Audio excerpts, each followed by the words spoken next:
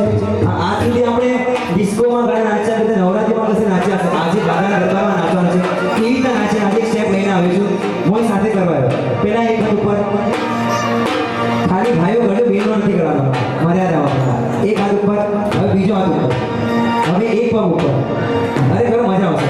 આટલા 90 ડિગ્રી થવું છે. હા હવે બીજો પગ ઉપર, બે પગ સાથે ઉપર નહીં કરતા. હવે હા 1 2 3 4 એટલે બે પગ ઉછળવા છે આપણે. ધીરે નારે શ્રી પ્રભુ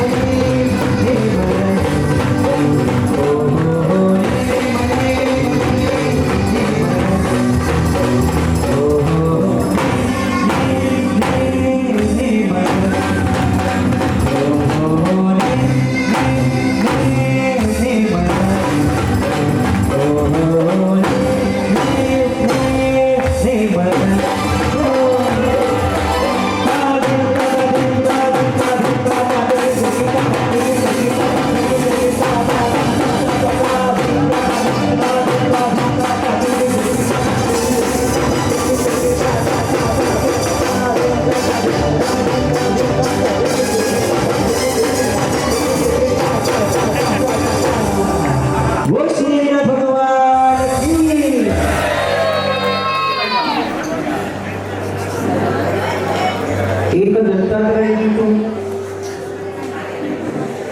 બીજી ચૌમુખજી હતું, ગાયમુખની ટૂંક.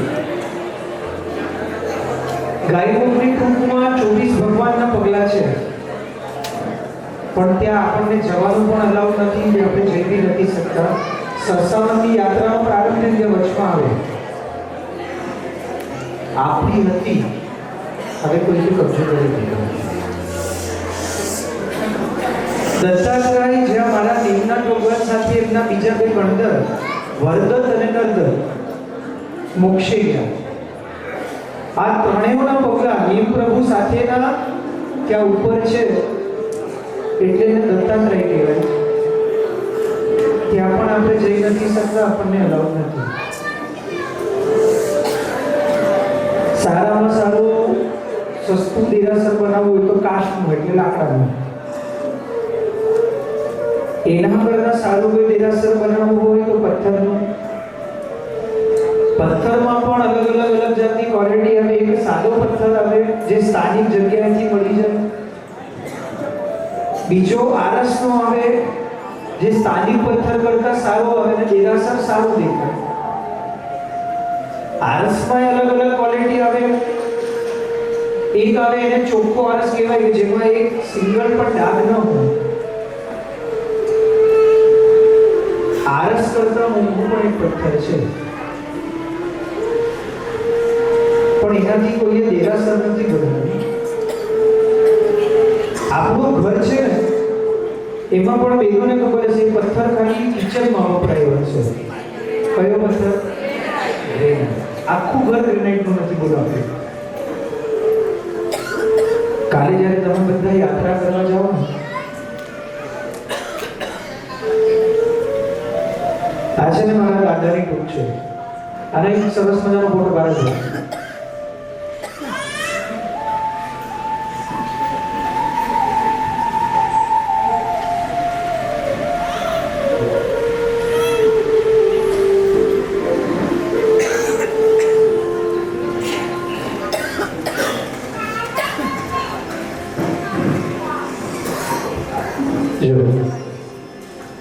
અહીંયાની જે એન્ટ્રન્સ છે, હજી બી એક ફોટો હશે.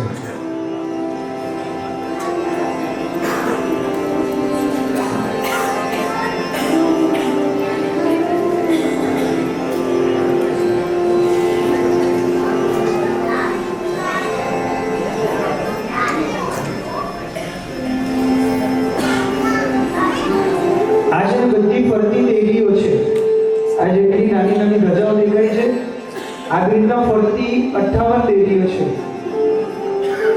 એમાંથી 54 આપણા હાથમાં છે, 4 પછી એમાંથી આપણા હાથમાં નથી.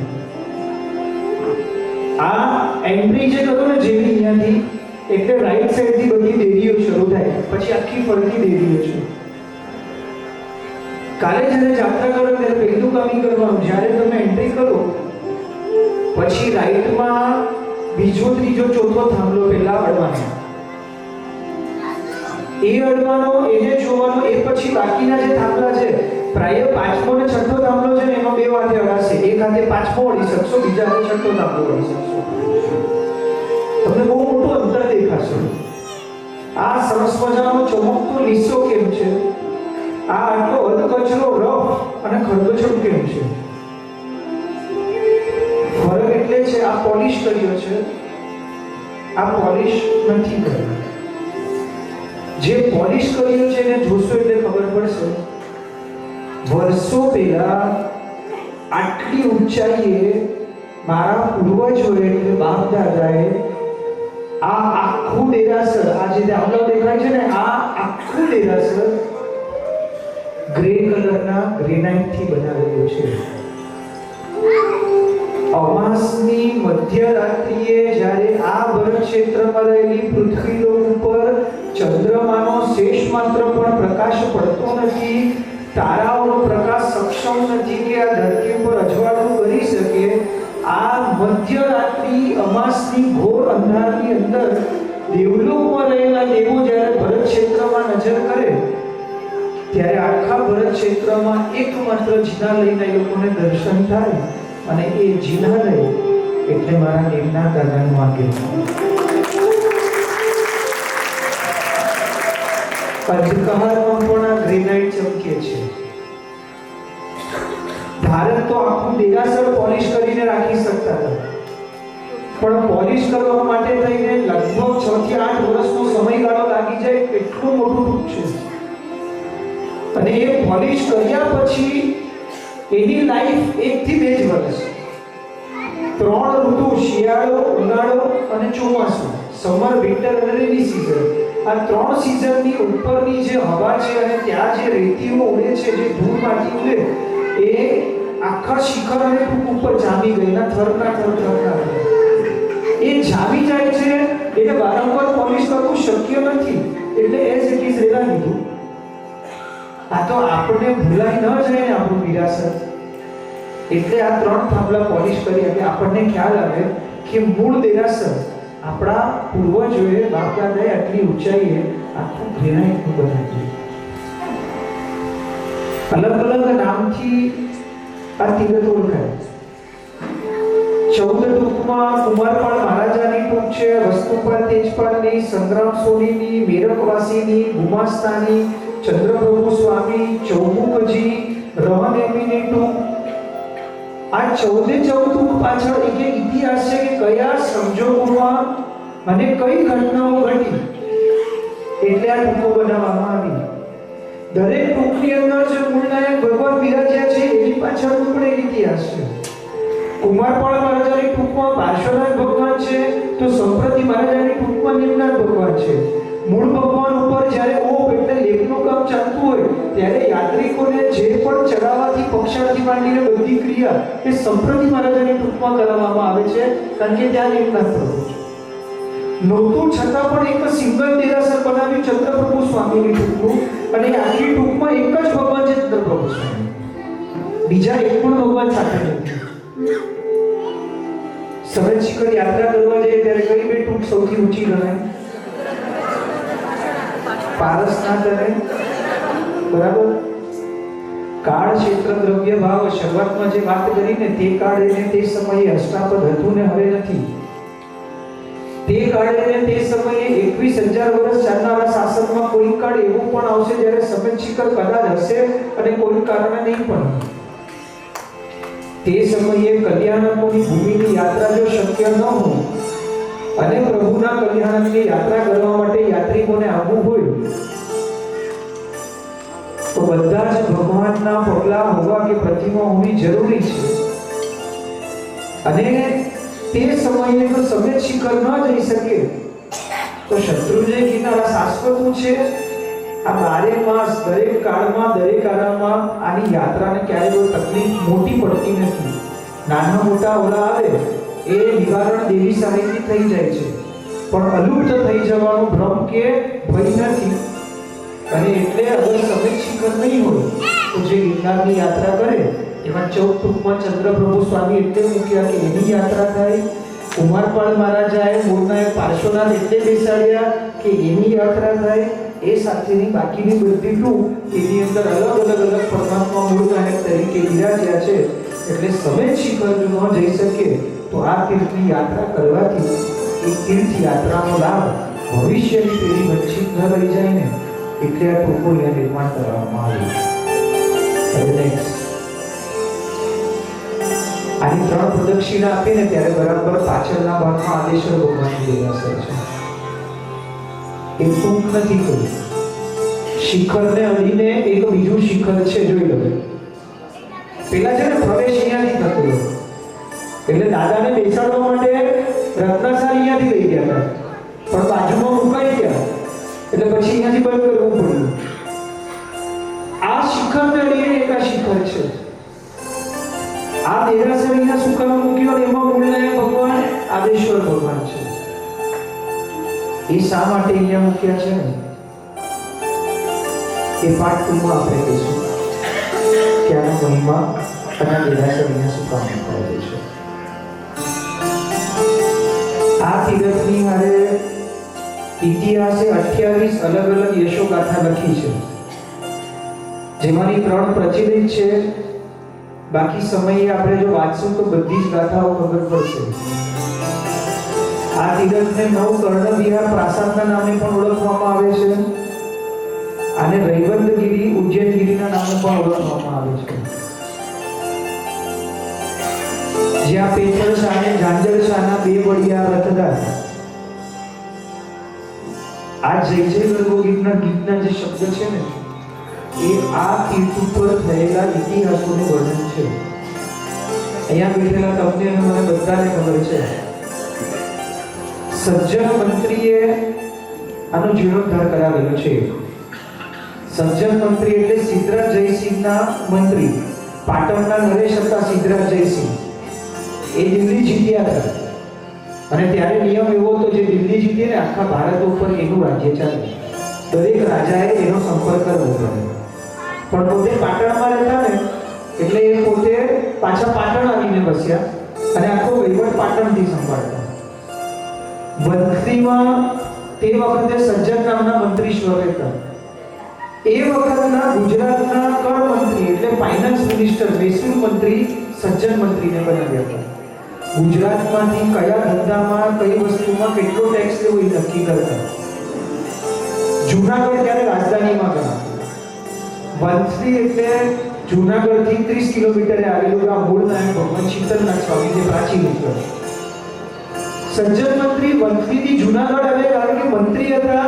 આખા ભારતના રાજાઓ આવે મળવા માટે વાટગાટ કરવા એ માટે રાજધાની આવીને બસ્યા. આવ્યા એટલે લોકોએ કીધું કે તમે જૂનાગઢ આવ્યા છો, અહીંયાથી 6 કિલોમીટરે તળેટી છે ભવનાથ અને ઉપર ચડો ત્યાં દાદાની કૃપ અને તીરથ છે જ્યાં આવતી 24 ભગવાન મોક્ષે જવાના. આ 24 ત્રણ કલ્યાણક નિમ્ન ભગવાનના ત્યાં દીક્ષા કેવળ જ્ઞાનને મોક્ષ એ ગિરનાર છે. એટલે એને યાત્રા કરી. ત્યારે હાલત બહુ ગંભીર હતી. આ દેરાસરો પડી જવાની અવસ્થાએ હતા. તાત્કાલિક જીર્ણોદ્ધાર કરવો પડે હતો અને જે આવતી 24 ભગવાન મોક્ષે જવાના એની આદિ હાલત એમનાથી જોવાય નહીં એટલે એને જીર્ણોદ્ધાર શરૂ કરાવ્યો. જીર્ણોદ્ધાર માટે રૂપિયાની જરૂર પડે અને ત્યારે શ્રેષ્ઠીઓ કે માજર પાસે મંગાયેલી એમની ઓળખાણ કે શક્તિ નથી એટલે એને નક્કી કર્યું જેટલો ટેક્સ હું વસૂલું એ આખો ટેક્સ જીર્ણોદ્ધારમાં વાપર્યો. જ્યાં સુધી જીર્ણોદ્ધાર પૂરો ન થાય ત્યાં સુધી આ ટેક્સ મારે અહીંયા લઈને વાપરી લેવાનો, રાજાને આપવાની જરૂર નથી પડે. 3 વર્ષ જીર્ણોદ્ધાર ચાલ્યો. કુલ મળીને 3 વર્ષની અંદરમાં 72 દ્રમ સોનામોર વપરાઈ. 1 દ્રમ એટલે 1 લાખ સોનામોર. એક સોનામોરનું વજન આશરે 6 થી 8 ગ્રામ. કુલ મળીને 72 લાખ દ્રમ સોના. 72 દ્રમ એટલે 72 લાખ સોનામોર જીર્ણોદ્ધારમાં વપરાય. 3 વર્ષે જીર્ણોદ્ધાર થયો અને પછી જે દેરાસરોનું નિર્માણ થયું હતું, સૂર્યના કિરણે ઉગતો સૂરજ જ્યારે એના ઉપર પ્રકાશ પાડે ને ત્યારે સોનાની જેમ ચમકતા દેરાસરો દેખાતા.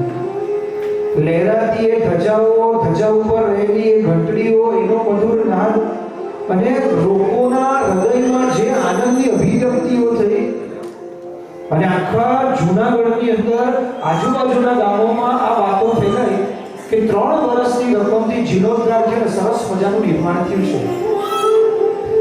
આ સમાચાર ગુપ્તચરને ખબર પડી એટલે મારતે ઘોડે જૂનાગઢથી પાટણ ગયો સિદ્ધરાજ જયસિંહ પાસે અને એને જે એના કાન ભર્યા. ભર સભામાં જે કીધું, તમે તો રાજા છો પણ જવાબદારી પેલા મંત્રીની છે. તમે કર્તવ્ય એક વખત પણ બોલાવીને હિસાબ પૂછતા નથી. રાજપાટમાં તમે કદાચ વ્યસ્ત હશો પણ કર્તવ્ય એને તો તમને આવીને હિસાબ આપવો જ જોઈતો હતો. 3 વર્ષથી તમારી મુલાકાતે નથી આવ્યો, મળવા નથી આવ્યો, હિસાબ જણાવતો નથી અને આપ રાજા કેવા 3 વર્ષ સુધી પૂછતા પણ નથી. વિગતવાર જે આખી વાતો કરી છેલ્લે એટલું કીધું, 72 દ્રમ સોનામાં 3 વર્ષમાં ભેગી કરી, એ ભેગી કરીને સજ્જન ચાલી ગયો છે, પોતાના ઘરે ભેગી કરી નાખી છે.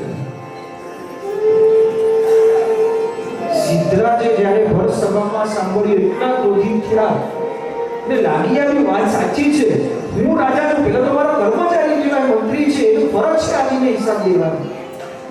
એટલે એને પેલા ગુપ્તચરને કીધું, તારા આપેલા સમાચાર સાચા છે કે 100% સાચા?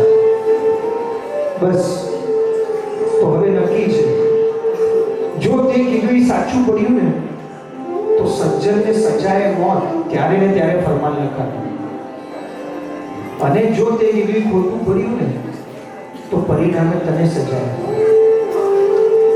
અને પોતાના ત્યારના સેનાપતિને કીધું, ચાલો હવે કાંઈ જણાવવાનું નથી, સીધા પાટણથી જૂનાગઢ ત્યાં જઈને હિસાબ માંગવાનો.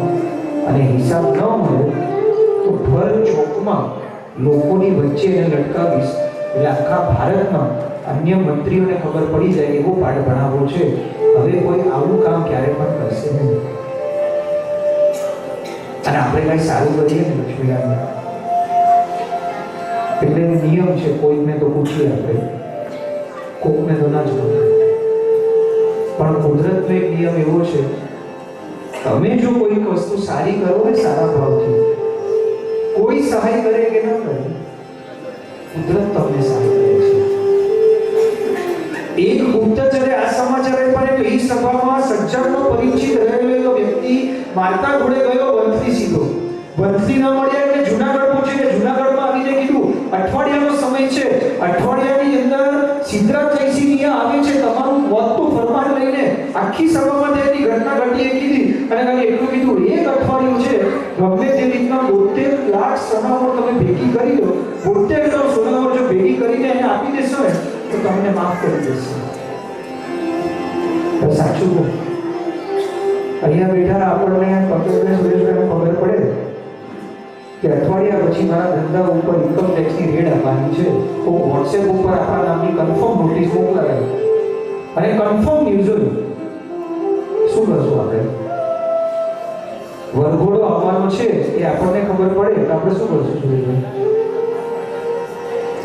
હા, આપણે સીએ ને ઉપાડી લઈ આવીએ, ભાઈ બધું સરખું કર, 3 દિવસ સવાર બપોર સાંજ અહીંયા જ રહેવાનું, ક્યાંય હલવાનું નહીં, અને બધા ચોપડાઓ સરખા કરી નાખે.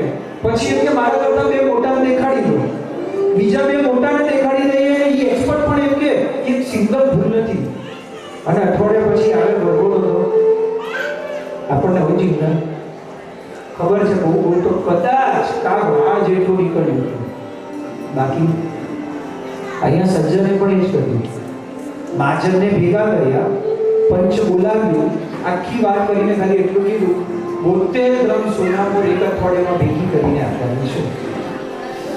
મહાજને શ્રેષ્ઠીઓને, શ્રાવકોને, ઉદ્યોગપતિઓને બોલાવ્યા, કોર્પોરેટમાં જે મીટિંગો થાય ને એવી રીતના, અને એ દિવસે નક્કી કર્યું જેટલા આવે એ યથાશક્તિ પોતાની મહેનતે લખાવવાના, પોતાની શક્તિ પ્રમાણે. કોઈ કે મારી અડધી ગ્રામ લખો, કોઈ કે 1 ગ્રામ, કોઈ કે 2 ગ્રામ એમ લખવાની શરૂઆત કરી. લખતા લખતા 54 ગ્રામ સુધી પહોંચી ગયા, 54. હજી બોલો, હજી તો 72 સુધી પહોંચવાનું છે, ગેપ મોટો છે. પાછી ચાલુ કરી, પાછા લોકોને ટંટોર્યા, હજી 4 ઘડી બીજી લખાય એટલે 4 ગ્રામ 58 સુધી પહોંચ્યા. એ સમયે એ સભામાં છે ને એક શ્રાવક આવ્યો, મેલું કુર્તો, મેલી ધોતી અને મેલી પાઘડી, આવીને પૂછે કે ભાઈ સજ્જન મંત્રી કોણ છે, મારે એક કામ છે. લોકો કે ભાઈ શ્રેષ્ઠીઓની સભા છે, એમાં તારું કોઈ કામ નથી, મારે સજ્જનનું કામ છે. ક્યાં છે? તો કે જાઓ આગળ બેઠા છે. એ સભા ચીરીને આગળ આવ્યો, લોકો આગળ બેસતા ગયા કે ભાઈ અહીં આપણે ક્યાં ઉભા રહે, આપણા કપડા મેલા થશે. એ સભા ચીરીને આગળ આવ્યું, આખું માજન બેઠું હતું. માજનને એને પૂછે છે આમાં સજ્જન મંત્રીશ્વર કોણ છે? સજ્જન મંત્રી ઉભા થયા, ચિંતા મત, ભાઈ હું છું, મને તમારું નાનકડું કામ છે.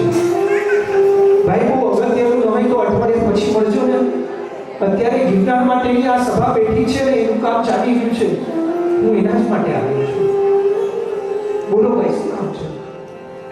તમારા જેવા શ્રેષ્ઠીઓ તો અવારનવાર લાભ લે, ક્યારેક અમારા જેવાને પણ મોકો મળે ને, આખો નહીં અડધો, મોટો નહીં તો નાનો, કોઈ લાભ આપજો. હું ફૂલ નહીં, ફૂલની પાકડી આપીશ, પણ મારે પણ આમાં કઈ યોગદાન આપવું છે. બોલો ભાઈ શું છે? હું તારું નામ લખાવ, તારી એ રકમ લખી. હું રકમ લખાવવા નથી આવ્યો, હું રકમ દેવા નથી આવ્યો, હું રકમ આપવા નથી આવ્યો, હું શ્રી સંઘ પાસે લાભ માંગવા આવ્યો છું. શું લાભ? પોતાનો કુર્તો આગળ કરીને સભાની અંદર 2 પગે બેસીને પેલો શ્રાવક કે મહાજનને જો માનનીય હોય અને મહાજન મારા ઉપર કૃપા વરસાવે ને તો સંપૂર્ણ 72 દ્રમ હું આપવા માટે તૈયાર છું. આ લાભ મારી જોડીમાં સભા ઉભી થઈ ગઈ. ભાઈ ક્યાંથી આવ્યો આ વ્યક્તિ? 72 દ્રમ સોના જેના કપડાથી રૂમાલ ન લગાડાય કે કોઈ શ્રેષ્ઠ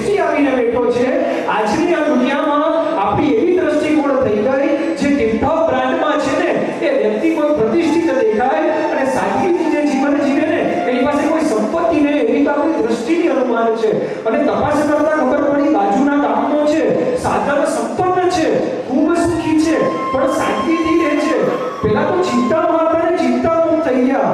એને ગળે ભેટી પડ્યા સજ્જન મંત્રી અને ખાલી એટલું કીધું, ભાઈ એટલું કરજે, લાભ તને આપવાનો જ છે. આ સિદ્ધરાજ જયસિંહ આવે ને એની તું રાહ જોજે. ઈ આવી અને જે સરનામું કે ઈ કે તો દિલ્હી મોકલાવજે, ઈ કે તો જૂનાગઢ અને ઈ કે તો પાટણ મોકલાવી દેજે. તું ખાલી રાહ જોજે, હું તારે ટપાલ લખીને મોકલીશ. એમાં જે એડ્રેસ લખું ને એ એડ્રેસે રૂપિયા મોકલાવજે. ચિંતા મુક્ત થયા. સભામાં આનંદનો માહોલ છવાયો અને પછી સજ્જને કીધું, હવે તો ભારત નરેશ આવે છે ને, પહેલી વાર જૂનાગઢમાં એના સામૈયાની તૈયારી કરું. ધૂમધામથી સામૈયાની તૈયારી કરી. અઠવાડિયામાં પહેલા પહોંચ્યા. જ્યાં પહોંચ્યા ને એનું સ્વાગત કર્યું. સ્વાગત કરતા સજ્જન મંત્રીને પેલા સિદ્ધરાજ કે આ ઢોંગ બંધ કરી દેજે, 3 વર્ષનો હિસાબ આપવા આવ્યો નથી. હું અત્યારે એના માટે આવ્યો છું કે સાહેબ મને ખબર છે પણ પહેલી વાર પધારે તમારું સામયિક તો બને ને, હિસાબ તૈયાર છે. આખું સામયિક કાઢ્યું. સામયિક કાઢીને પૂછ્યું, આપ રોકાવાના છો અહીંયા? હા, હું 3 દિવસ રોકાવાનો છું. એટલે ધીરે ધીરે જો રોકાવાના છો, અહીંયા સુધી આવ્યા છો તો ગિરનારની યાત્રા કરો ને. સરસ મજાની 12 ટૂંકો છે, જાજરમાન જિનાલયો એના ઇતિહાસ છે. અહીંયા સુધી આવ્યા છો તો યાત્રા કરો, હિસાબ તો તૈયાર છે, આપી દઈશ. સિદ્ધરાજ કે સારું, કાલે યાત્રા કરીશ. મનમાં કે મરનારની છેલ્લી ઈચ્છા પોતાની સાથે રહેલા સેનાપતિને કે એમ માનજે કે આ સજ્જનની મરવા પહેલાની છેલ્લી ઈચ્છા છે, યાત્રા કરું, હિસાબ ન આપે ને એટલે લટકા વિદેશ સાથે. યાત્રામાં પણ વાતચીત એ થાય, કયા ધંધામાં કેટલું લીધું, ક્યારે લીધું, કઈ રીતના, એને તો ટોટલ કરવું હતું. વાતચીત કરતા કરતા અડધે રસ્તે પહોંચ્યા ને અને જ્યાં એ શિખરો દેખાયા અને એના ઉપર લહેરાતી ધજા અને ઘંટડીઓનો રણકાર એ પૂછવા લાગ્યા, ભાઈ આ જિનાલયો કોણે બનાવ્યા? આ કોનું જિનાલય? એટલે એક એક ટૂંકું વર્ણન કરે સજ્જન મંત્રી. આ વસ્તુપાલે, આ તેજપાલે, આ કુમારપાળ મહારાજા, આ સંપ્રતિ મહારાજા, સંગ્રામ સોની, મેદક વાસી, આ રહદેવીની અને એના ઇતિહાસ. અને ઇતિહાસ સાંભળીને અંતરમાં જે આનંદ થયો કે હે સજ્જન, કેવા પર્વતા પુત્ર હશે રે માતા પિતાના કે જેને આટલી ઊંચાઈએ આવા જાજરમાન જિનાલય બનાવ્યા, દાદાનો પક્ષાળ કરાવ્યો. પક્ષાળ કરાવ્યા પછી હવે નીચે ઉતરવાનો વારો આવ્યો. નીચે ઉતરવામાં એટલું જ કીધું, મેં સાંભળ્યું છે આ જિનાલયો તો વર્ષો પહેલા બન્યા પણ એનો જીર્ણોદ્ધાર હાલમાં થયો છે. એને ઉલટા સમાચાર તો હતા ને. આ જીર્ણોદ્ધાર કોણે કરાવ્યો એ તું મને કે, એ કોણ પુણ્યશાળી છે જેને આ જીર્ણોદ્ધાર કરાવ્યો? અને સજ્જન કે બે માલિક છે આના. જીર્ણોદ્ધાર એકેની 2 વ્યક્તિએ કરાવ્યો છે. 2 વ્યક્તિએ, હા બોલ એનું નામ તો આપ. તો કે એક રાજા છે અને બીજો એક શ્રાવક છે. રાજા કોણ એનું નામ મારા દેશમાં એવો રાજા છે જેને આવો જીર્ણોદ્ધાર કરાવ્યો? એનું નામ તો નહીં લેવાય, શ્રાવકનું લેવાશે. એવો શ્રાવક છે, બાજુના ગામનો ભીમ નામનો છે. 72 ગ્રામ સોનામોર 3 વર્ષનો હિસાબ છે. એ હિસાબથી જીર્ણોદ્ધાર થયો છે અને એ જીર્ણોદ્ધારનો આખો લાભ લઈને ગયો છે. આપ ખાલી સરનામું આપો ને, એ રૂપિયા મારે તમારે ત્યાં મોકલાવવાના. તો પેલા રાજાને નહીં આપવાના? કયા રાજાએ કરાવ્યું એ તો કે નામ લેવાય નહીં, પણ આ બહુ આગ્રહ કરો છો એટલે કહું છું. આ જીર્ણોદ્ધાર બીજા કોઈએ નહીં, રાજા હાથે જ કરાવ્યો. મેં કરાવ્યો. હા રાજા, 3 વર્ષની રકમ આવી તો તમારા કોઠારમાં જમા થવી જોઈએ. અધિકાર તો તમારો હતો પણ ત્યાં જમા ન કરાવી અને અહીંયા જીર્ણોદ્ધાર કરાવ્યો. એટલે આમ તો તમારું નામ નહોતું, રકમ તમે ન લો તો, અને રકમ જો તમે પાછી લઈ લો ને તો પેલા શ્રાવકના નામે કહેવાય. હવે આ કોઈ નામે કરું. અને ત્યારે સિદ્ધરાજ બોલ્યા, કોઈને આ લાભ આપવાની જરૂર નથી. જે મા બાપના દીકરાઓએ આવી વસ્તુઓ બનાવી, હું તો ખાલી આમાં જીર્ણોદ્ધારમાં સહભાગી થયો. લખીનારા તીર્થનું આજથી નામ, આજ પછી આખું વિશ્વ આ તીર્થને નવકર્ણ વિહાર પ્રાસાદના નામથી ઓળખશે. નવ એટલે નવેસરથી નિર્મિત, કર્ણ એટલે હું કર્ણ રાજાનો દીકરો છું, વિહાર એટલે મારી માતાનું નામ વિહારી દેવી છે. કર્ણ રાજા અને વિહારી દેવીના પુત્રએ કરાવેલો આ જીર્ણોદ્ધાર એટલે નવકર્ણ વિહાર પ્રાસાદ.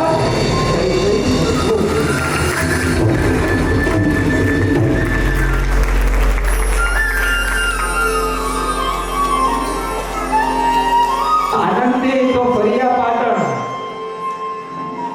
પેલા થાક ઉતારવા આપણે જઈએ ને રિસોર્ટમાં, એ ગયા વંથલી માથેથી ખાધ ગઈ, મોતનું તાંડવ ગયું.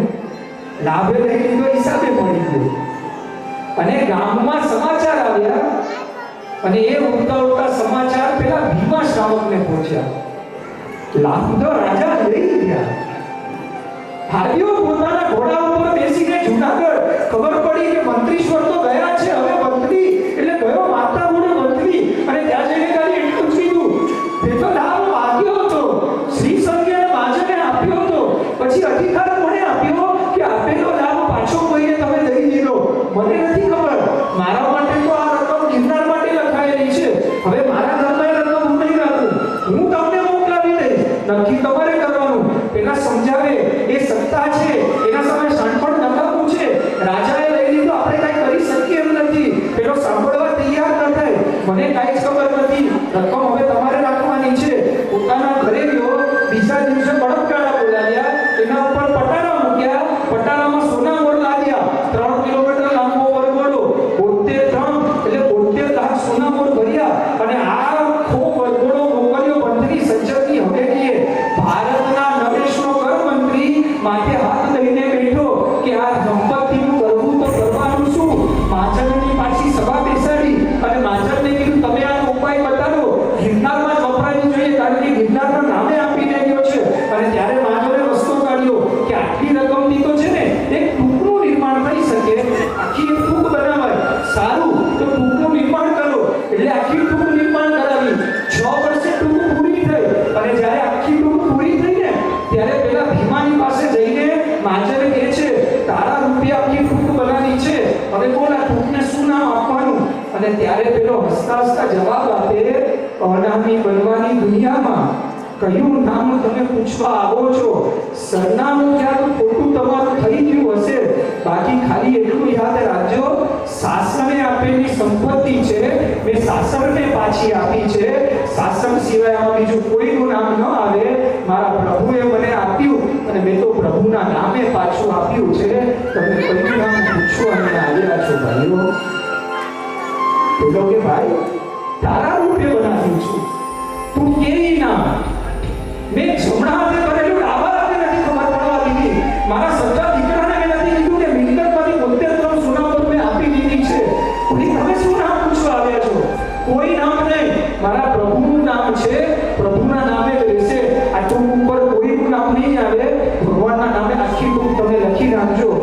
શ્રી સંઘ એની આપેલી સંપત્તિ એડે ન જાય ને એટલે ટૂંકને અડીને આખું કુંડ નિર્માણ કરાવ્યું. એ કુંડમાં જળ ભર્યું કે એનાથી દાદાનો પક્ષાર કરવામાં આવે. અને કુંડને નામ આપ્યું. શું નામ આપ્યું? ભીમા કુંડ. સાહેબ એક વાત છે, પેલા એ કીધું જમણા હાથે કરેલું ડાબા હાથે કરવા ખબર ન પડવાની. હૃદય આજે દુભાયું એટલે ખરાબ કે ખોટું નહીં લગાડતા કોઈ વ્યક્તિ. તમારા પાસે લોકો મદદ માંગવા આવ્યું, તમારા ઘરે દસ્તક આપી 5, 15, 25, 50 હજાર લાખની કંપનીને મદદ કરી યથાશક્તિએ. પછી એને ગામમાં તમે ઉગાડવું પાડો કે નાખેલો રાખો. આનું ઘર મેં ચલાવ્યું, આનું બિલ મેં ભર્યું, આના ઘરમાં અનાજ મેં ભરી દીધું, અને ફીસની વ્યવસ્થા મેં કરી આપી, અને મેડિકલ માટે મેં હેલ્પ કરી. તમે હેલ્પ કરી? ખરેખર તો એ માગવા તો ભગવાનના પાસે ગયો હશે. કોણ જાણે ભગવાન એને તમારા ઘરનું સરનામું આપ્યું ને એટલે તમારે ત્યાં આવીને ચડ્યો. જો ક્રિયામાં અને યોગમાં સમજતા ને તો આખી ફિટ ઇન્ડિયાને આજે કેવું છે. એક ક્રિયા અને યોગ છે બહુ સરસ મજાનો. જો સમજાય તો વંદન છે, ન સમજાય તો અભિનંદન. પણ કાલે યાત્રા કરો ને તો દાદાનો એટલો બાળ માનજો કે મારા દાદાએ છે ને આ જગતમાં તમને એવું સુખ આપ્યું કે એને તમારો હાથ છે ને આમ રાખ્યો છે, એને તમારો હાથ આમ નથી રાખ્યો.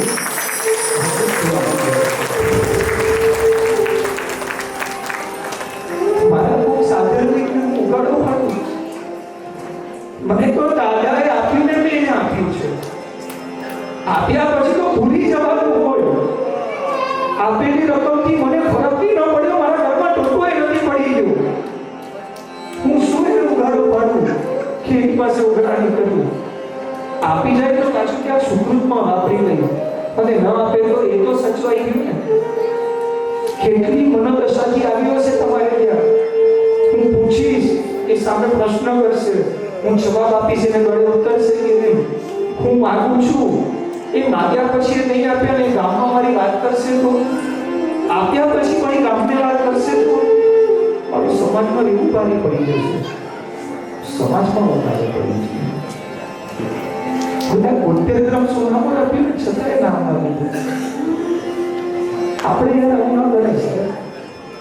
ભગવાને દીધું છે ને આપણે તો ખાલી કોઈને આપવાનું છે, એમાં શું કોઈને ઉગાડા પાડવા. આ તીર્થોએ તો આની ઘણી તકલીફો સમજાવી છે. પેથળશા મંત્રીએ 56 ધડી સોનું આપ્યું છે આ તીરથ માટે કરીને. 56 ધડી એટલે એક ધડી એટલે 200 કિલો થાય, 11,200 કિલો સોનું. પેલા છે ને બ્રહ્મા બોલી બોલાતી, પછી ધડીમાં આવી, ધડી પછી મણ શબ્દ આવ્યો. મણ એટલે ઘી છે ને મણના માપમાં મળતું, 1.25 મણ, 5 મણ, અડધો મણ, 1 મણ, 2 મણ. એ ઘી આપણે શું કામ બોલે બોલો ઘી બોલો?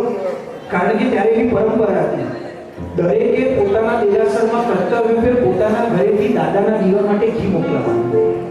1 દિવસ, અઠવાડિયું, 15 દિવસ તમારી શક્તિ પ્રમાણે એ ઘીથી ત્યાં દીવો કરવામાં આવ્યો. ધીરે ધીરે ઘી વધવા લાગ્યું, વધ્યું એટલે રૂમો લેવી પડી.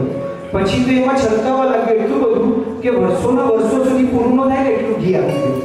પછી શ્રી સંઘે વ્યવસ્થા કરી, હવે છે ને કોઈએ ઘી આપી નહીં જવાનું, ઘીની રકમ આપી જવાની.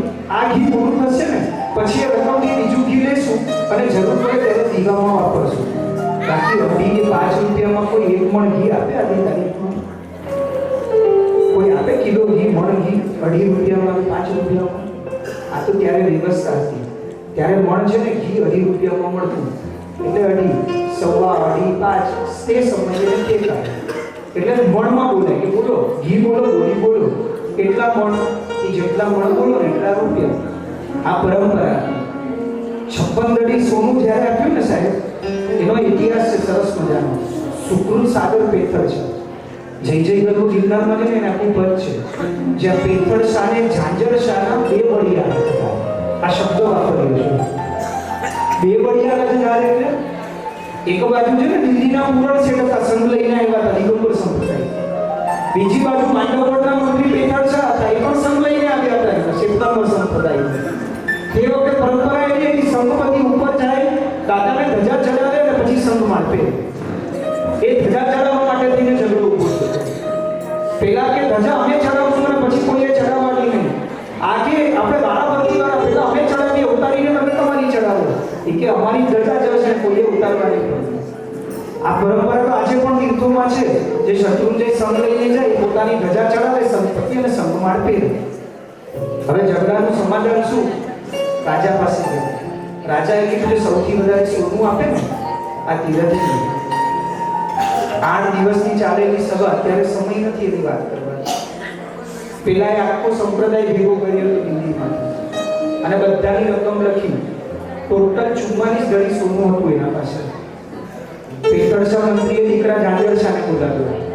રેવાનું મકાન છોડીને બોલતો જાય, ધંધાનો નફો, ધંધામાં રોકાણ, એફડી હુંડીઓ કેટલી, પ્રોપર્ટીમાં રોકાણ કેટલું, પરદેશ ગયેલા જહાજોમાંથી નફો કેટલો આવવાનો, એનો સરવાળો માંડ્યો. 40 ધડી નીકળ્યો. ઘરમાં રહેલા દાગીનાથી લઈને બધું જ. સભામાં જે ચડાવો ચાલુ થયો ને, 8મા દિવસે 7મા દિવસે પેથળશા મંત્રી 40 ધડી બોલ્યા. ત્યારે પહેલા 44 ધડી કીધું. હાલમાં નારે આવી ગયા હતા. ત્યારે શ્રાવિકાએ ઈશારો કર્યો. 1 દિવસની મુદત માંગી ગઈ. 1 દિવસની મુદત માંગી. આ ફાઇનલ હતી. તારે ચૂકાદો.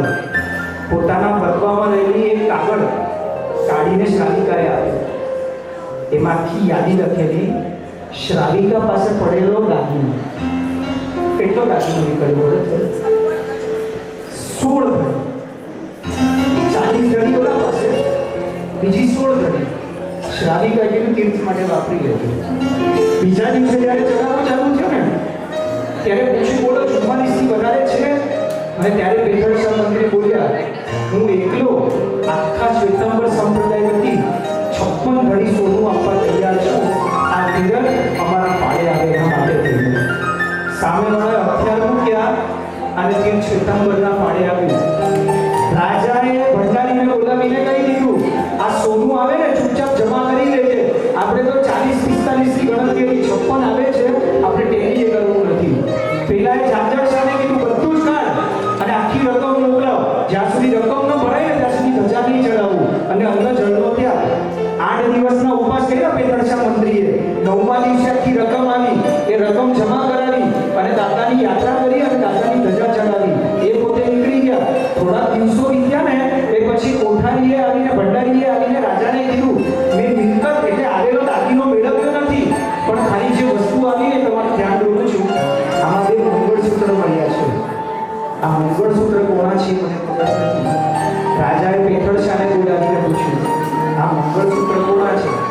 પેથર શાકે એક મારા શ્રાવિકાનું છે, બીજું કોનું છે મને નથી ખબર, પણ આવેલો દાગીનો મારી શ્રાવિકાએ આપ્યો છે એટલે એને જ ખબર હશે.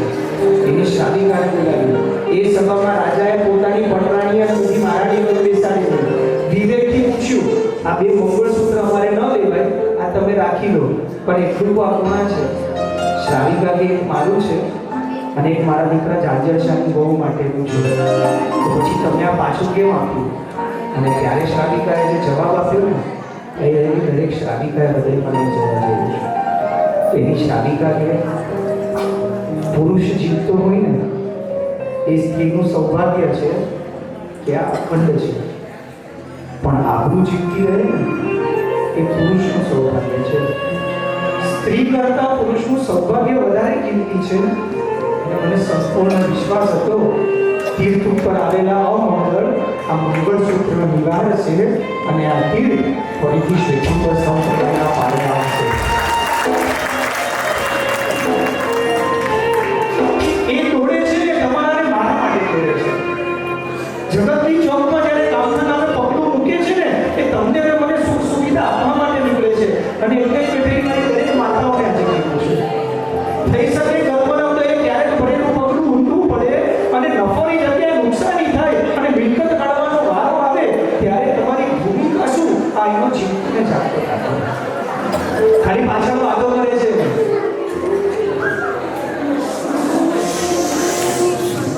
હું 5 મિનિટથી જોઉં છું છતાં નથી બોલું. તમને ન રસ હોય તો તમે જઈ શકો છો, પકડીને લઈ જાઓ. કોણે શું આપ્યું ને એ તો આપણને જાણતું નથી. એ જાણશું ને તો પણ કાલે અહોભાવ થશે કે લોકોએ આપ્યું ને અમે યાત્રા તો કરી શકશું. ક્યારેક ઊંધું પાછું પડી જાય અને બધી મિલકત કાઢવાનો વારો આવે. તમારા ઘર વાળાએ ચડાવેલું તમે લઈ જાઓ, પણ મારા પિયરેથી લાવેલી એ મારું કે પણ તમારું. ખાંડો હશે પેતર છે. બહુ લાવવાની હતી એને ખબર નહોતી મારા ઘરમાં દાગીનો નહીં હોય તો એને ઘડિયાળમાં કે આણામાં હું શું આપીશ. રેવાનું મકાન સિવાય બધું વેચી નાખ્યું. મારા દીકરાનું સગપણ થશે કે નહીં એને કોઈ પ્રશ્ન નહીં નડ્યા હોય આ સમાજના. જેને શાસન પ્રિય છે ને સાહેબ એને બધું સર્વસ્વ આપી દીધું છે મારા શાસન માટે. એની શ્રાવિકાએ પોતાનો ભેગો કરેલો 16 ધડી સોનું આપી દીધું. આપને લાગે ને તમે નાનું નાનું દો છો, અમને ખબર બી ન હોય ક્યારે લીધું ક્યારે ભેગું કર્યું કેટલું છે અમને તો યાદ બી ન હોય. એ શું કામ ભેગું કરવાનું ખબર? પાણીના અવસરે જો જરૂર પડે ને તો આ મિલકત કામ આવે એ માટે દીધું છે. આ પેથર શાહનું જીવન શીખવાડે છે કે સ્ત્રી તરીકે તમારી ભૂમિકા શું છે. બાકી તો આ તીર્થે આવા ઘણા વાવાઝોડાઓ જોયા છે. કાળે યુદ્ધ પણ થયા છે, સંપ્રદાયો લડ્યા પણ છે અને ખૂનની હોળીઓ પણ રમાઈ છે. ધાર શાવકે 5 દીકરાઓ પણ ખોયા છે શ્વેતાંબર સંપ્રદાયમાંથી આ તીર્થની રક્ષા માટે થઈને. અને 5 દીકરા ખોયા ને એને અફસોસ નહોતો, તીર્થ હાથમાંથી વયું ન જાય ને એનો એને અફસોસ હતો. મારતા ઘોડે ગયેલો કાંચિયાકોટની નગરી આચાર્ય બબ્બર સુરીશ્વરજી મહારાજા. આમ રાજાનું શાસન છે, સભામાં પ્રવચન ચાલુ છે. ચાલુ પ્રવચને પેલો ધાર શ્રાવક મારતા ઘોડે ઉત્તર મારે અને આખા ઊંચા અવાજે કે ઓ બાવજી બપ્પા ભટ્ટ સુરી પાટ પરથી નીચે ઉતરો, આ બધા શાસ્ત્રો બંધ કરી દો અને શસ્ત્ર હાથમાં ઉપાડો. આપનું અસ્તિત્વ જોખમમાં છે. પેલો આમ રાજા વિચારે ગુરુ મારા, રાજ્ય મારું, સામ્યાનો મારો, પ્રજા મારી. બાળકો આવીને મારી સભામાં મારા ગુરુને ઊંચા અવાજે બોલી જાય. સાહેબ તલવાર કાઢીને ઊભો રહી ગયો અને ગુરુ એને મારવા આના શબ્દ પૂરા ન થાય ને કે પેલા મસ્તક ધડથી અલગ કરી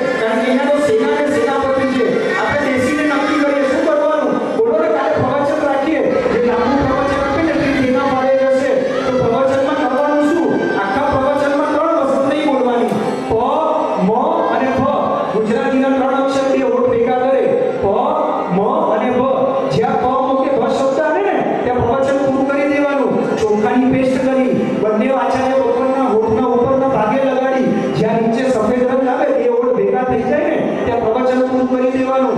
3.5 કલાક પ્રવચન આચાર્ય સંપ્રદાય આપ્યું દિગંબરના, અને એ પછી બપ્પોવટ સુરીશ્વરજીનો વારો આવ્યો શ્વેતાંબર સંપ્રદાયમાંથી. એની પાસે છટા હતી, એ ધમ્મ બોલે એટલે ધન્મ શબ્દ બોલે, લોકોને ધમ્મ સમજાય, અને એને 4.5 કલાક પ્રવચન આપ્યું. 4.5 કલાક જ્યારે પ્રવચન આપ્યું ને ત્યારે સામેવાળા તો સમજી ગયા હતા 3.5 ની સામે તો 4.5 વધારે જ છે એટલે વિજય તો એક લોકોનો છે.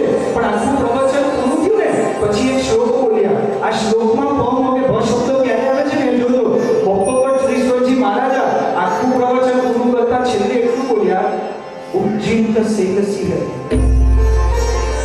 દિખાણા નિસ્યજસ તદ ધન. એ ન બોલેલા લોકોને ન સંભળાય. તદ ધન ચક્કવર્તી અરિષ્ટદેવી નમઃ સામી. પેલાએ પૂછ્યું, ભાઈ શું બોલ્યા? અને ત્યારે શાસ્ત્રપાઠ બોલીને દેખાડી સિદ્ધાના બુદ્ધાનાની એક ગાથા જ્યાં સૂત્રોમાં પણ લખ્યું છે આ તીરથ શ્વેતાંબરનું જ હતું, શ્વેતાંબરનું જ છે અને શ્વેતાંબર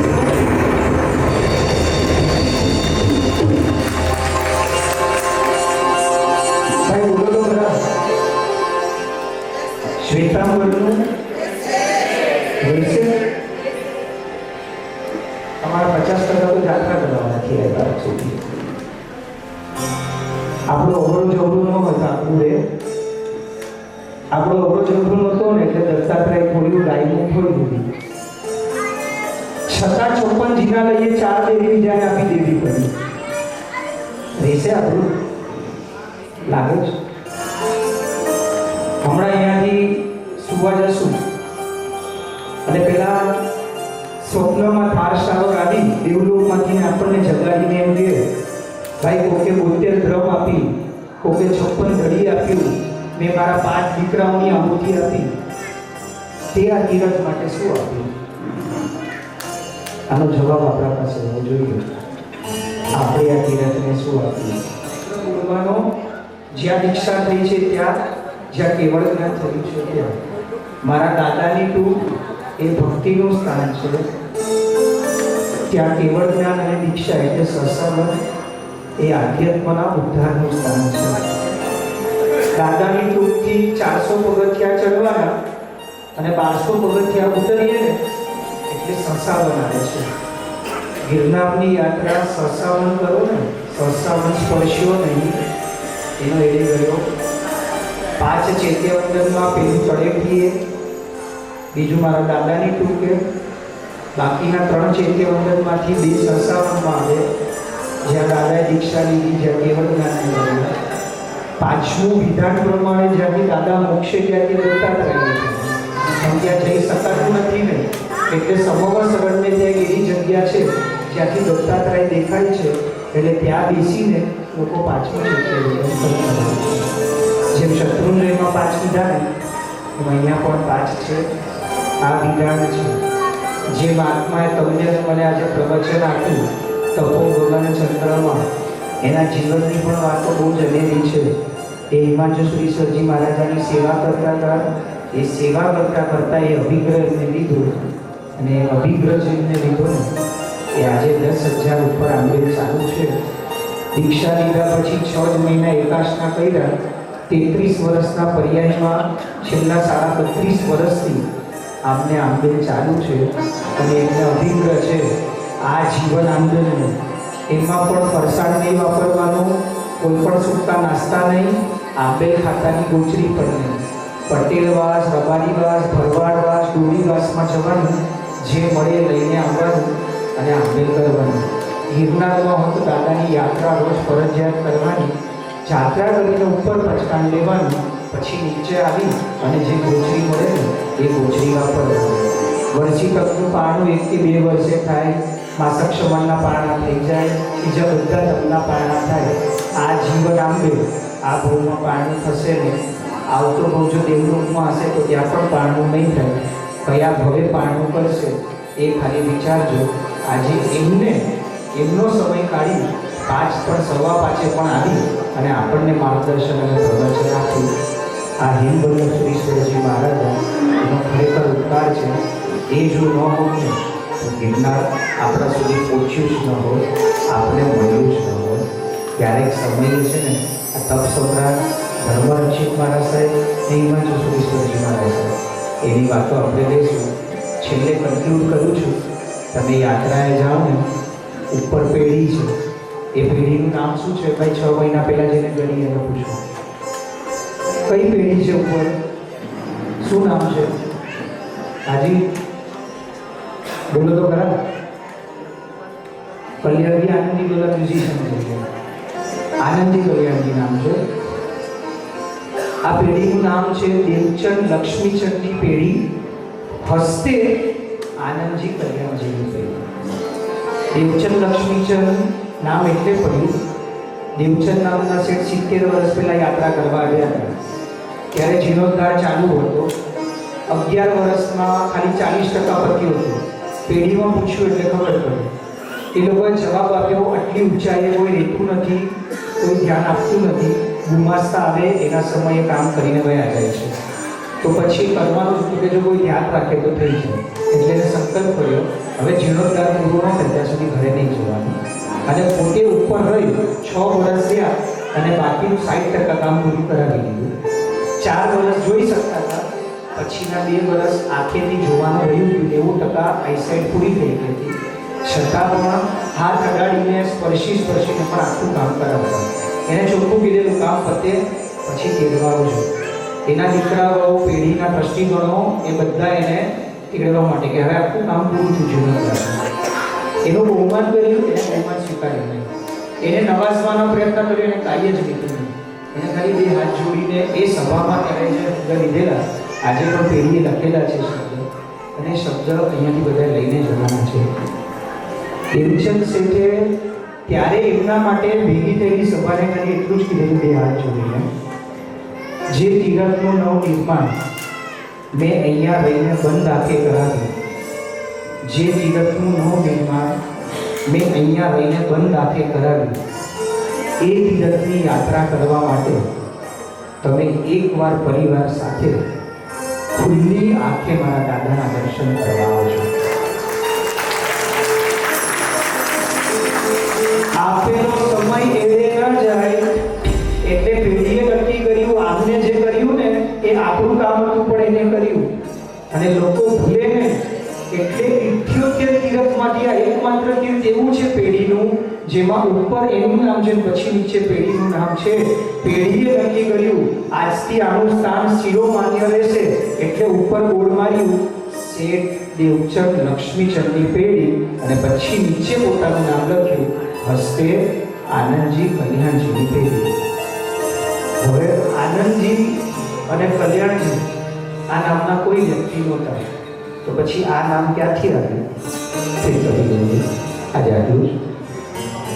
ના સાહેબ, આજે બધું કહી દઈશ તો પછી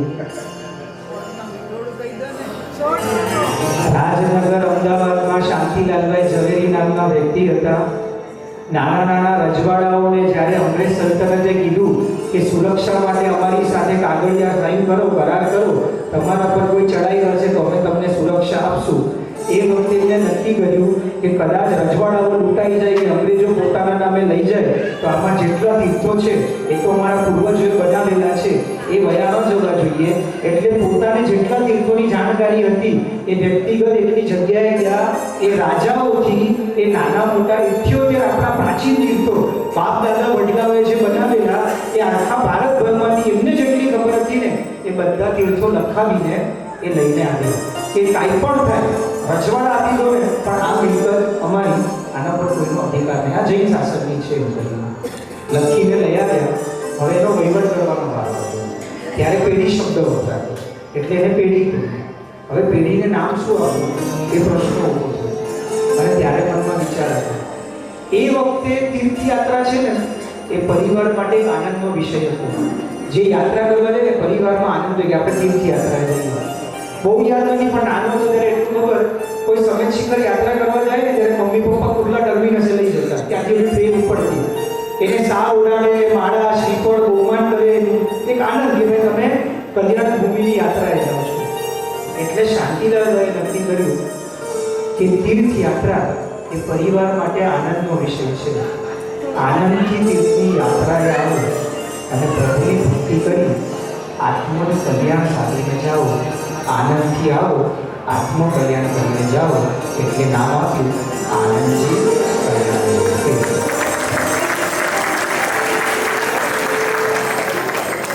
આવી વાતો તો ઘણી હતી પણ આજે સમય ઓછો છે. બાકી આદેશ્વર ભગવાનની દેરાસર પણ બહુ સરસ મજાનો ઇતિહાસ, બાળકૂટનો સરસ મજાનો ઇતિહાસ છે. પણ જે મેં કીધું ને ત્યારે ભવિષ્યમાં પાઠ આપણે લઈશું. પણ એક વસ્તુ નહીં ભૂલતા, પરમ પૂજ્ય મહિરાજ હેમશેખર વિજયજી મહારાજ એટલે કે બચ્ચુભાઈ, જેને પોતાના જીવનના 10 વર્ષ આ તીરથને આપ્યા અને સૌ ચાલો ગિરનાર જઈએની જહેમત ઉપાડી ત્યારે શ્રાવક હતા, હવે દીક્ષા લીધી અને તેની જગ્યાએ આવેલો 25 વર્ષનો નવયુવાન એટલે હિતેશભાઈ ગિરનારી ઉપર જશો ને એટલે પેઢીમાં હશે. ઉંમર અત્યારે ખાલી 35 છે, 10 જ વર્ષ થઈ ગયા છે અહીંયા રહીને. એ વખતે જ્યારે બચ્ચુભાઈની દીક્ષા થઈ ને ત્યારે એવું હતું, 8 દિવસે એક ટીમ આવે અહીંયા ધ્યાન આપવા. દર 8 દિવસે મેનેજર બદલાય, ધંધાની હાલત કેવી થાય. એટલે એ દીકરાને એમ થયું આ તીરથ આટલું આપ્યું અને આ હવે છોડી નથી દેવું. એટલે એને સંકલ્પ કર્યો કે મારે આ જીવન આ તીરથને સમર્પણ કરવું છે. એમની બડી દીક્ષા એ દિવસે એ દીકરાએ નામની ક્રિયા કરી અને આ જીવન ચોથા વ્રતનો સ્વીકાર કરી પોતાનું સંપૂર્ણ જીવન ગિરનારના નામે લખી નાખ્યું. અને 10 વર્ષ થઈ ગયા. એ દીકરો એ પેઢીએ ઉપર બેસી મારા દાદાને સાચવે છે. ભૌતિક જગતને ભૂલી ગયો મારા પ્રભુને. ભાઈ આ બચ્ચુભાઈ અને આ મારા હિતેશના પગલે પગલે હિતેશ. બચ્ચુભાઈનું બી સંસારીના હિતેશ, પહેલેથી બધા બચ્ચું કહેતા. અને આ હિતેશ, એક હિતેશ ગયો અને બીજો હિતેશ આવ્યો. કાલે જાઓ ને તો ખાસ એમને મળજો. 10 વર્ષથી એ અહીંયા બેઠો છે, ઘરે રહેતું નથી, ચોથું વ્રત લીધેલું છે, બધું જ ભૂલી મારા દાદાની સેવા કરી રહ્યો છે. અને હજી કહું છું યથાશક્તિ યાત્રાએ આવ્યા છો ને, જ્યાંથી મારા દાદા ચડ્યા ને ત્યાંથી પગપાળે ચડતા ચડતા કરજો. આ એ ઉર્જાવંત ભૂમિ છે જ્યાં આજે પણ પ્રભુના પુત્રનો સ્પર્શ છે. રોપવે એ આપણી માટે વ્યવસ્થા નથી, પછી તમારી મરજી. પણ આવ્યા છો ને 100% પગપાળે કરજો. આ યાત્રાનો આનંદ જીવનભર રહેશે. અને સરસાવનથી ત્યાંથી યાત્રા પછી પૂરી કરજો. સરસાવન જો નહીં જાઓ તો યાત્રા પૂરી ગણાશે. આજની આટલી બધી આનંદ. હા ભાઈ, જો પક્ષાળની ઈચ્છા હોય તો ઉપર બેન્ડની વ્યવસ્થા છે. પક્ષાળ માટે બેન્ડ આપવામાં આવે છે. એ 9 કે 9:30 9:15. અત્યારે 9:15નો ટાઈમ છે. 9:15 પછી તમને સ્ટ્રિક્ટલી બેન્ડ નહીં આપે. 1 મિનિટ બી ઉપર જતી નથી એ લોકોનો કાંટો. બારી બંધ એટલે બંધ. તમે ઉપરથી નીચે પછડાઈ જાઓ ને પેઢીના ટ્રસ્ટીઓ તો બી લોકો નથી જતા. આ નિયમ છે લોકોનો. એટલે જો સમયસર નહીં પહોંચ્યા તો પક્ષાળજી વંચિત રહી જશો. અને આ પક્ષાળ એક લાભો છે. યુટ્યુબ ઉપર ખાલી ગિરનાર પક્ષાળ નાખશો ને એટલે આખા વિડીયો જોવા મળશે. જે ઘંટનાદ અને સંગીતના સાથે મારા દાદાનો પક્ષ છે. એ પક્ષાળ રાખે ચૂકતા નહીં. જો કરવો જોઈએ સમયસર પહોંચી જતો તો તમને બેન્ડ મળી જશે. નહીં પહોંચ્યા પાછળથી ગમે તેટલું કરશો ને અફસોસ રહી જશે. આજની આખી ભાવયાત્રા જીનાને વિરુદ્ધ જીવન તો મનોરંજન કાયમ બે ચીજ બહુ ફેમસ છે, આમ કહેવાય ને બહુ પ્રખ્યાત છે આખા world wide you can say. એમાં દાદાનું પક્ષાળ. આમ પક્ષાળ લોકો છે ને ભલે કરવા મળે ના મળે પણ જોવા માટે આમ છે ને આતુરતાથી બેઠા, પૂરી લાઈન લગાવીને બેઠા હોય. તમે આગળ કાલે જશો ને કદાચ આગળનું રંગમંડપ આખું મહાત્માઓથી સાધુ ભગતથી ભરેલું હશે અને પાછળના રંગમંડપમાં ખાલી દાદાનું વ્યૂ મળે જોવા માટે. એના માટે પડાપડી થતી હોય. સો હાર્ડ એન્ડ ફાસ્ટ તમે એકદમ જેટલા ફાસ્ટ હશો જેટલા પહેલાં પૂછશો તમને જગ્યા મળશે. બાકી તમે કથા સાંભળવા જ મળશે. એટલે મારી વિનંતી છે, ભલે તમે ચડીને જાઓ કે રોપવેથી જાઓ, તમારું લુકઆઉટ મારે ના દેવું જોઈએ. ફર્સ્ટ પ્રેફરન્સ આપણે ચડીને જ જવાનું હોય. નથી શક્તિ આપણે રોપવેથી જશું. પણ બને એટલા વહેલા દરબારે પૂછીએ. સૌથી પહેલાં આપણે બેન્ડ પહેરીશું.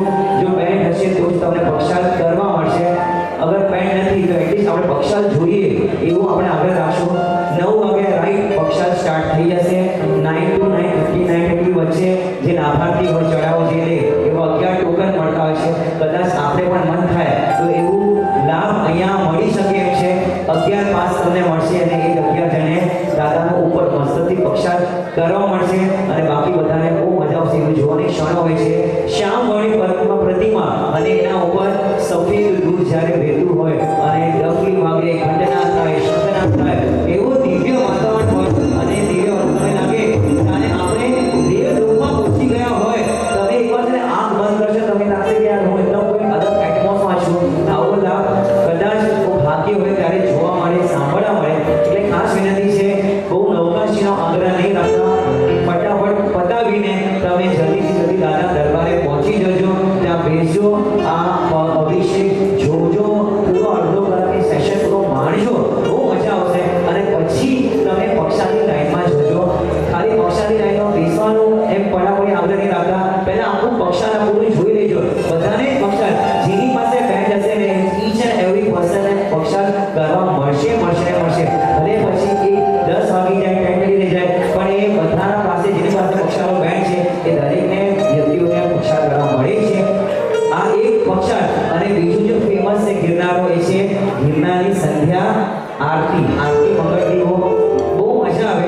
4 વાગે આરતી થતી હોય છે. ઓપીએમ જો તમારી શક્તિ હોય, જે નિશાનભાઈ કીધું કે આ એક એવું દિવસ છે શત્રુંજય ગિરનારમાં. શત્રુંજયમાં આપણે જમી કાંઈ ઉપર ખાઈ શકતા નથી પણ આ ગિરનારમાં એવી છૂટ આપી છે આપણે ઉપર ખાધું પણ છે. કદાચ આપણી વ્યવસ્થા ન હોય તો ઉપર આપણી વ્યવસ્થા પણ છે. ઉપર તમને નવકાશી મળવાની છે 9 વાગે, રાઈટ 9 વાગે નવકાશી ઉપર સ્ટાર્ટ થઈ જશે. ભાતાગરની બાજુમાં જો 9 વાગે પક્ષાર પણ ચાલુ થશે અને 9 વાગે નવકાશી પણ ચાલુ થશે. બોલો કયું ચૂઝ કરશો આપણે? પક્ષાર એટલે તમારે સુરેશભાઈ નવકાશી એકદમ અમે લોકો આપણે રહીશું. હા, ચિંતા નહીં કરતા, અમે લોકો ત્યાં જ છીએ અને અમે લોકો પક્ષાર તો રોજ જોઈએ છે, વાંધો નથી. પણ પહેલા પક્ષાર અને નવકાશી તો તમે આફ્ટર પક્ષાર જોયા પછી પણ તમે નવકાશી કરી શકશો. એ ચાલુ જ રહેશે. એ 2 વાગ્યા સુધી વાપરવાનું તો ચાલુ રહેશે. મેં તો હમણાં તમે નહીં કહીશ કારણ કે હમણાં આપણે બધાને જોયા છે બરાબર. હા, તો એ તમારું થઈ જાય કાર્ય. ઉપર ખાતું છે, ચા દૂધ બધું જ મળે છે. 4 વાગ્યા સુધી બધું જ અવેલેબલ છે. આપણે ભાતું નવકાશી આપણે હોય કે ના હોય પેઢીની વ્યવસ્થા છે ઉપર એ બધું જ તમને. આ એના માટે કહું છું કે આપણે વર્ષમાં પહેલી વાર આવ્યા છે. વર્ષમાં લાઈફમાં પણ ઘણા ફર્સ્ટ ટાઈમ આવ્યા છે અને આ દાદાની આરતી જોયા વગર આપણે ઉતરશું મજા નહીં આવે. એટલે જેની કદાચ રિટર્ન રોપવે ટિકિટ્સ ના હોય તો ખાસ આગ્રહ ઉતરવાનો જ હોય તો તમે આ આરતી જોઈને ઉતરજો. ખાસ એવી વિનંતી છે, બહુ મજા આવશે. આરતી થાય પૂરો બ્રેકઆઉટ થઈ જાય અને એમાં દાદા આવા દીવામાં દાદા જોવા મળે. આવી ભોજન પૂરો એટમોસ્ફિયર હોય, સોનેરી દેખાતું હોય. એના વચ્ચે આરતી થાય, મંગળ દીવો થાય અને એના પછી બધા પૂજારીઓ નૃત્ય કરે. એ મારા પરથી આવે, પૂજારીઓ આવે અને પછી આપણા જ્યાં વ્યક્તિઓને પણ એ નાચવાનો મોકો મળે છે. ભાઈઓને ખાસ બહુ મજા આવે ક્ષણો છે. આ હું મારા પોતાના આટલા વર્ષોના અનુભવ એક્સપિરિયન્સ કર્યો છે. આવું બહુ ભાઈઓ માટે તો બહુ ઘણી બધી તકો છે. 3 દિવસ આપણે રહેવું હોય તો ફોર્મ ફિલઅપ કરી પણ લોકો 3 દિવસ સેવા ગિરનારની આપે છે. ઓનલી ફોર મેલ ભાઈઓ માટેની આ તકો છે. આ બધી વાતો કાલે પણ કરશું. કાલે પણ આપણે બહુ ઘણો સમય છે. હમણાં યાત્રાની વાતો કરીએ તો સૌથી પહેલા વહેલું પૂછીને તમે રોપવે પાસે જવાના. તો રોપવેની ટિકિટ જેની પાસે હોય એ રોપવે વહેલા જજો જેથી તમને સૌથી હમણાં આપણી પાસે ટાસ્ક હોય ને તો એ છે બેન્ડ. જો પક્ષાર કરવો હોય ને તો 8:45 ના હું તમને કહું સાચે કોઈ પણ મોટો છે ને પ્રાઇમ મિનિસ્ટર પણ છે નરેન્દ્ર મોદી પણ એ પણ 8:46 ના પહોંચ્યો ને તો he won't get that band. તો એટલે આ એટલું સ્ટ્રિક્ટ છે, કોઈને પણ નથી મળતું. પેઢીનો દ્રષ્ટિ હોય કે આ પારસ પોતે કે હિતેશ પોતે હોય એને પણ આ બેન્ડ નથી મળતું. 8:45 ધેટ્સ ઇટ ધેટ એન્ડ એટલે ખાસ બહેનોનો પણ પાસ છે, ભાઈઓનો પણ બેન્ડ છે. બધાનો આ લઈને તમે પક્ષાર કરવાનો ઓર્ડર આપજો. બીજું કાંઈ કોઈને કાંઈ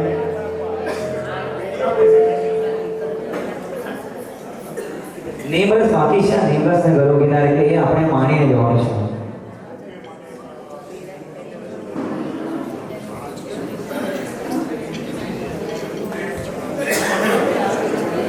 હા, જો તમને રોપવે 6:30 સુધી રોપવેનો એન્ટ્રન્સ ત્યાં તમારે પહોંચી જવાનું છે. 6:30 વાગે આપણે ત્યાં રોપવેની ટિકિટ બધાને ત્યાં મળશે. નવકાશી જેને વાપરવી ના હોય એટલે નવકાશી અહીંયા 8:15 વાગે આવે છે. To be very precise. હા, તમારી નવકાશી મને ખબર હતી, પણ ઓફિશિયલી નવકાશી હોય છે, જે શાસ્ત્રવાળી નવકાશી હોય છે, એનો ટાઈમિંગ 8:15 વાગ્યાનો હોય છે. અને ખાસ મારે સૂચના કરી છે, બહુ વ્યથિત છું હું. સ્ટોવિયાનો રાઈટ સમય 6:35 PM નો છે. આજે તો હું ત્યાં ઉભો હતો. કાલે 6:20 ના બધા કાઉન્ટર ઊભા થઈ જશે.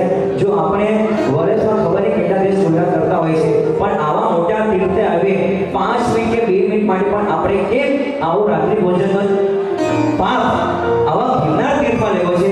એમ કહેવાય કે તીર્થ પર કોઈ પણ વસ્તુ કરીએ એનો 100 ગણો આપણે લાભ મળે, પણ આવું તીર્થ અન્ય સ્થાને કરીએ કોઈ પાપ, અને તીર્થ સ્થાન પર પાપ કરીએ એનો આપણે અન્ય સ્થાને પાપ કરીએ એનો પ્રાયશ્ચિત તીર્થ સ્થાન પર કરતા હોઈએ, તો વિચારો તીર્થ સ્થાન પર કોઈ પાપ કરતા હશે એનો પ્રાયશ્ચિત આપણે કયા ભાવમાં ક્યાં મળશે?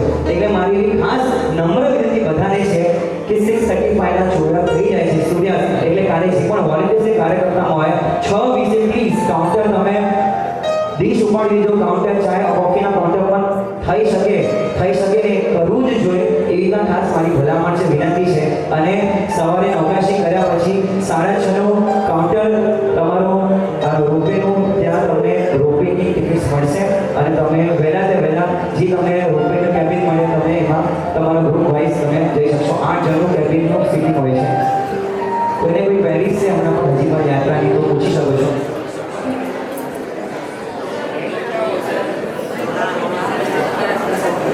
સંસ્થામાં ચાલુ છે.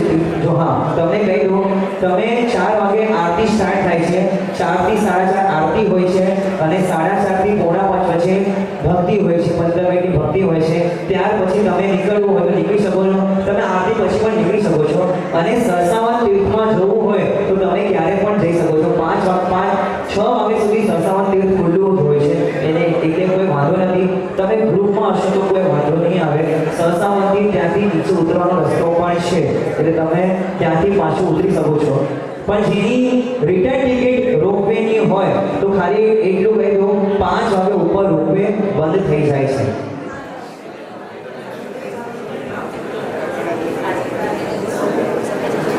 હા, બસ બીજું કોઈ ક્વેરી છે તો આપણે પછી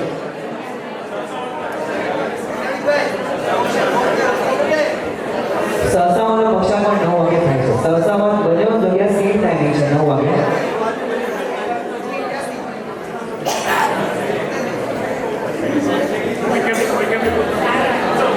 રોપે બારે રિક્ષાવાળાને કહેશો રોપે તો તમને છોડી દેશે. રોપે તમે કહેશો 20 પણ છોડી દેશે. આપણે કોઈ ચિંતા નથી કરવાની. અહીંયાથી 1-1.5 કિલોમીટર થાય છે રસ્તો.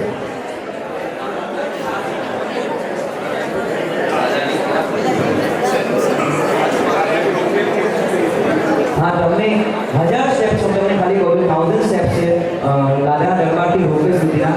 તમારી સ્પીડ ઉપર છે, તમે પહોંચી શકશો એકદમ વાંધો નથી. 20 સ્પીડમાં તમે ઉપર આરામથી પહોંચી શકો છો.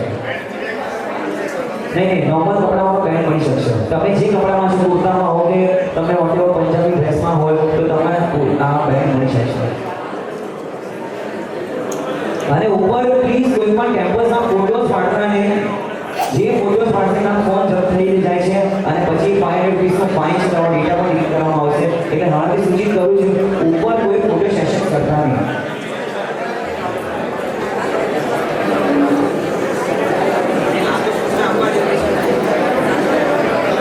ચાલો, હા, લકી ડ્રોનો આપણે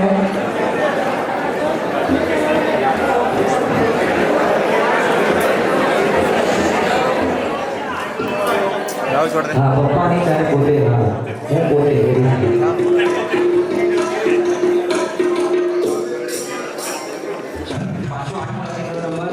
જો લકી નંબર બહુ મજાનો છે. દાદાનો નંબર કયો? ડેટા ધોરણ કેટલામાં? 22માં 02222. વિનોદ ડી ગડા. વિનોદ ગડા છે ભાઈ. હા, આવી ગયા.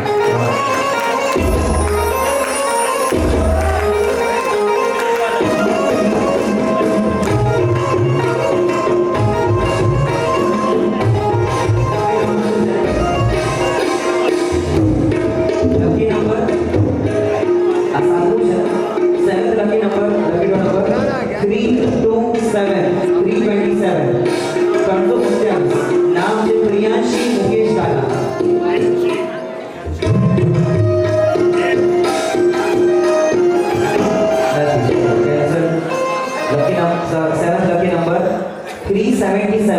377 તારામતી બી ગાલા.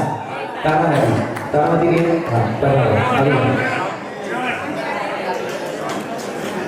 હા હવે છઠ્ઠું લખી લો નંબર આવજો. બધાની ચાંદીની ગીત મળી રહી છે.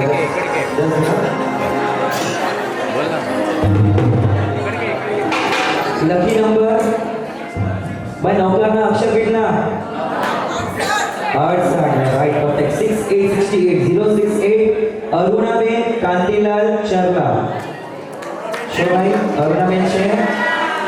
હા ગયું ઇનામ પણ ગયું, એ પણ ગયું, ઇનામ પણ ગયું. ચાલો કોઈ વાંધો નહીં. સોનામાં વધારે અફસોસ થાય. ચાલો છઠ્ઠું નંબર લકી નંબર પાછો કરો. 66 લકી લો નંબર 402. અરે વાહ મામા જેઠાલાલભાઈ જેઠાલાલ મેન્સી છેડા 400 લેવા. મામા આવું લાય ગળ્યો તો મોટી ફૂટી ફૂટી દીજા. 50% મોકે વાંધો નહીં. ચાલો આગળનો પાછો લકી લો નંબર 491 જયની સાવલા 491. હા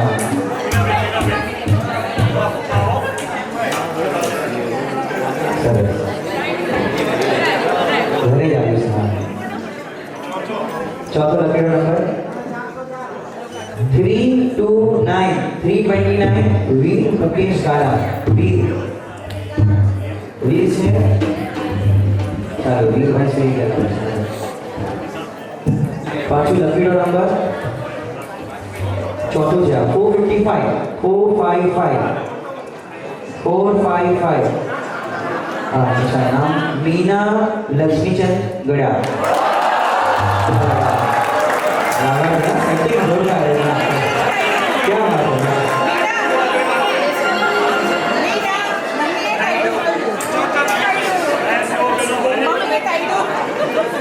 हाँ अब ये चौथी number third.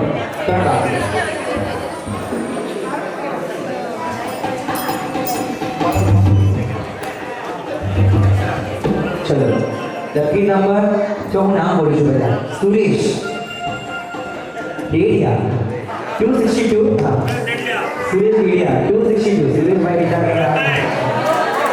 Suresh Dediya 262 number આવી ગયા છે. હવે બી બાકી હા નંબર હવે તમારું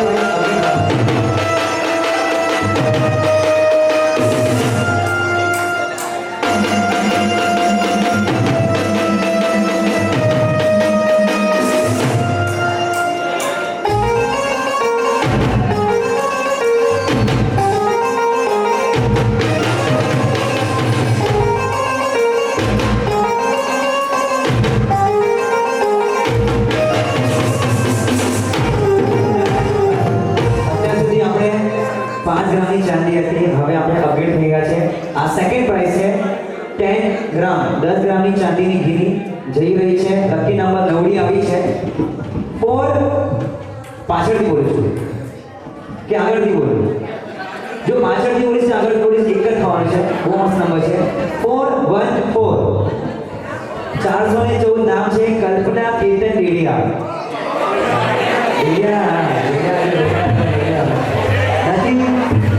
બધા કેટલા ખુશ થઈ ગયા.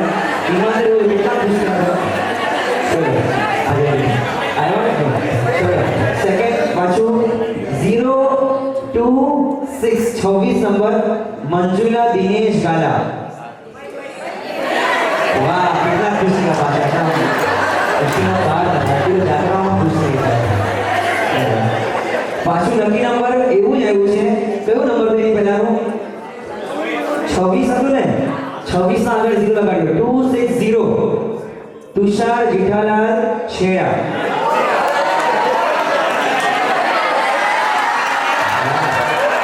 કેટલા ખુશ. ભાઈ તમે ગયા સાથે ગજરામાં ગયા. ચાંદી હતી હા સ્ટીલ હતું. હાલો સેકન્ડ લકીનો નંબર 255 લીના પંકજ ગડા. પોતે લીના ને પોતે પંકજભાઈ લઈને આવ્યો.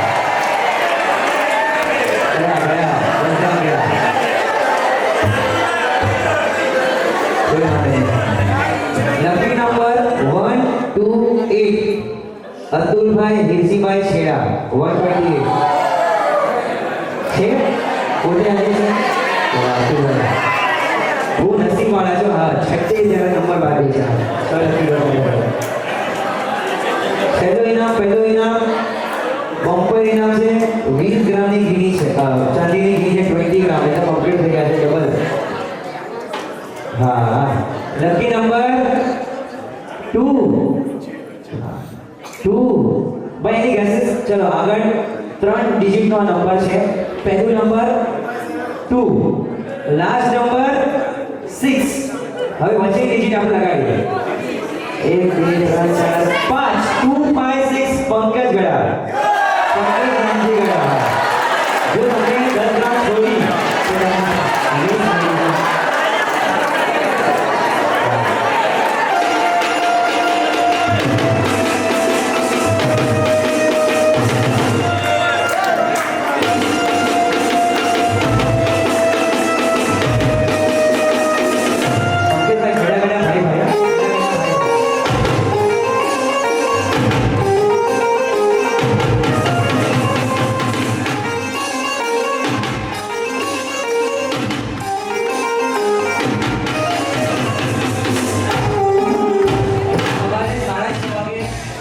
આપણે રોપેની ત્યાં બધા ટિકિટ મળશે છે કાલે સાંજે પણ ભક્તિ જે રાઈટ 7:30 વાગે અહીંથી સ્ટાર્ટ થઈ જશે ભક્તિ અને રાવણ અને ગોમાં પણ છે ગોમાં પણ છે 7 વાગે સાંજે